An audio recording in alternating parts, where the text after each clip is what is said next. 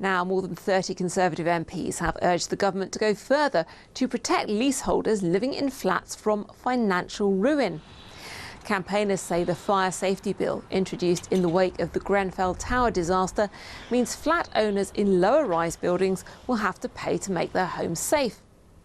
A Conservative led the move to change the bill to prevent leaseholders from having to pay for remediation costs for emergency safety work. He set out his position. We've never asked the government to pay for the full cost of remediation. We've never asked for the taxpayer to bail people out. We just want the taxpayer to provide a safety net for leaseholders to ensure the fire safety works are actually undertaken. It's been nearly 4 years. We want to be in a position whereby the government provides the cash flow up front, and then the government can then levy those who've been responsible within the industry over the next 10 years to recoup those funds.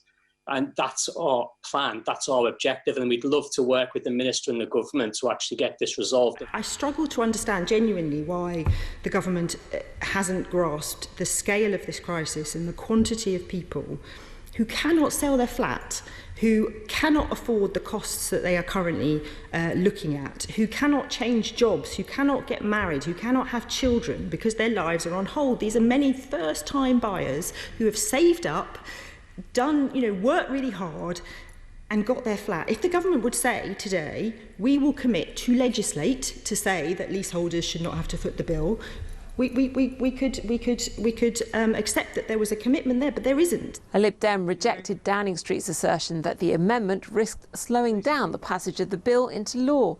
With respect, Mr Deputy Speaker, that's a bit flippin' rich, given it's taken 3.5 years to bring forward a bill that extends to a whole 2 pages. Mr Deputy Speaker, we can't end the whole fire safety scandal today, but we can protect leaseholders from having to pay for it. But the Conservative MP for Kensington, which includes Grenfell Tower, emphasised the urgency of the situation. We collectively, both this place and the other place, need to get this legislation implemented and make sure that these dangerous buildings are remediated. Because the more we talk, the more we argue, nothing is done out there. And there are dangerous buildings out there. But let me be clear. It is unacceptable for leaseholders to have to worry about the cost of fixing historic safety defects in their buildings. I do ask that honourable members recognise that while these amendments are based on good intentions, they are not the appropriate means to solve these complex problems.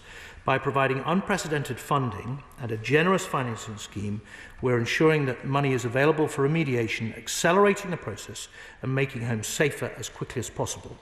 And you have my assurance, Madam Deputy Speaker, that the government schemes to address these issues will be launched as a matter of priority. In the event, MPs weren't given the chance to vote on the updated changes to the bill, only on those suggested by the House of Lords, which didn't carry so much support. So, the government won by a majority of 115 votes.